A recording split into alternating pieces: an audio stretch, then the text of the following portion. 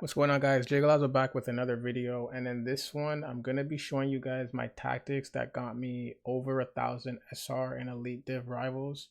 I believe we're currently like ranked, I think 30th on Xbox right now, which is not terrible. Yeah, we're ranked 30th, so it's not bad. I am gonna show you guys what tactics work for me. Oh, it has me opening my rival rewards. I'm gonna skip that. Hold on. Ooh, okay. So the tactics that have been working for me is the 4-4-2. I'm gonna get into the roles with you guys in a second, but just make sure that it is the first variation of the 4-4-2. All right, it is not the 4-4-2 with the CDMs. It is the 4-4-2 with the two center mids. All right. So for the roles, like what I'll do here is I'll the two strikers on balance on build up false nine. All right, the reason why I have them like this is only because I like my two strikers to show for me. All right, I don't put them on advanced striker or forward to where they just run away from me and make like those deep runs, right? So false nine makes them kind of back to back, make them post up and show for you, which is what I like. And then you can start doing the tiki taka amongst the two strikers at half or even around the box. All right. So I keep them on false nine build up because I like to just receive the ball and then kind of go from there instead of just playing a 50-50 ball down the field and praying that my player locks onto it.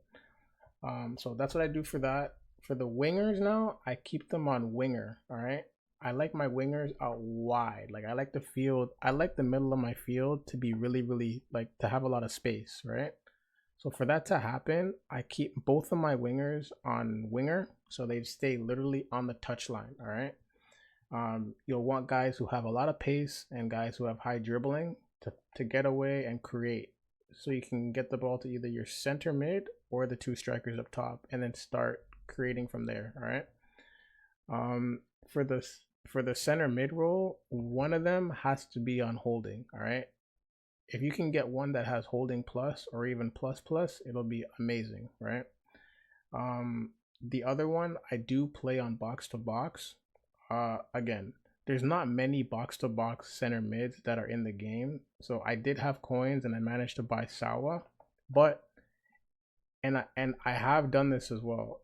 Conte and De Jong, I think gold card wise, is probably the best center mid duo in the game. You can play Conte and De Jong in both a holding role in a 4-4-2, and it will be amazing for you. But for me, I am using Sawa in a box to box so she can go up and down the field and try to get into those open gaps for me, because I have the wingers on winger. They stay really wide. They don't come in.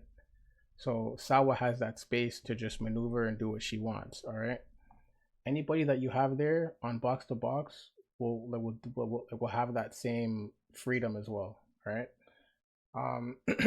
For both of the wing backs, I keep them both on stay back. Not stay back. I could keep them both on fullback defend, meaning they don't go up the field at all. I like my wing backs to stay back and stay level with the back line. All right, especially to prevent counters down the wing. All right, and for both of the CBs, if you can get both of your CBs to have defender plus or defender plus plus, I highly recommend it. I have Saliba who has a plus plus and Kunde who just has defender. He doesn't have a plus, but he does the job. All right, he does it for me.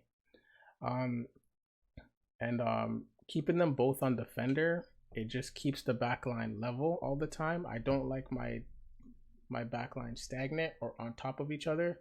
So having both CBs on defend just makes sure that the line stays level. All right. And last but not least, this is OP. Everybody knows this. The bringing out the keeper is just broken this year. So I do have my keeper on sweeper keeper. Yeah. Let's get into the for the build up style. I do like to keep it on balance. I always, for all of my tactics, I always keep it on balance. I try not to really mess with this too much. And for the defensive approach, I put it on 70. We all know that pressing is broken this year. Passing is terrible. And if you could win the ball high up on the field, then it'll translate to counterattack scoring, easy goals. All right. Uh, Again, to play 70 depth, you basically have to have somewhat competent of right stick switching. If you cannot right stick switch at all, then I recommend you just leave it on 50. 50 is not bad. It's a good happy medium. You're not going to win the ball 100% of the time, like on top of his defense, but sometimes you might get that ball, but when you have it at 70, it's a lot more you have more opportunities to get the ball back from your opponent and just score those easy shots from inside the box. But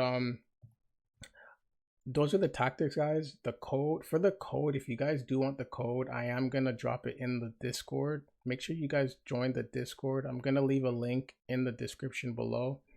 But if not, then these are the tactics here. I hope they do work for you. They have worked for me. If you guys have any questions, let me know. I love you guys. Stay safe, and I'll catch you guys in the next one, bros.